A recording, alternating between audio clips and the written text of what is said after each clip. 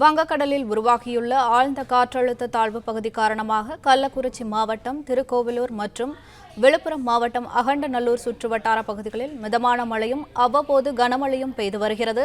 இதுகுறித்த கூடுதல் விவரங்களை எமது செய்தியாளர் சந்தோஷ் வழங்க கேட்கலாம். வணக்கம் சந்தோஷ், விவரங்கள் என்ன? வணக்கம் மேடம். கள்ளக்குறிச்சி மாவட்டம், திருக்கோவிலூர் மற்றும் விழுப்புரம் மாவட்டம் அகண்டநல்லூர் சுற்றுவட்டார பகுதிகளில் காலை முதலே தொடர்ந்து மிதமான மழையும் அவ்வப்போது கனமழையும் பெய்து வருகிறது. தமிழகத்தில் பல்வேறு மாவட்டங்களில் இன்றும் நாளையும் மிதமான முதல் கனமழை பெய்யக்கூடும் என வானிலை மையம் அறிவிப்பு வெளியிட்டிருந்தது.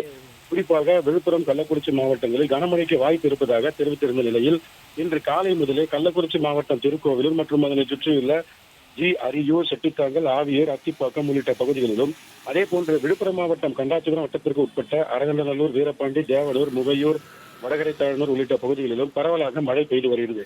இந்த மழையின் காரணமாக விவசாயிகள் மகிழ்ச்சி அடைந்துள்ளனர். மேலும் வாகன ஓட்டிகளின் நடமாட்டம் குறைந்துள்ளது. தொடர் மழையின் காரணமாக காலை முதலே குளிர்ச்சியான சூழல் நிலவி வருகிறது.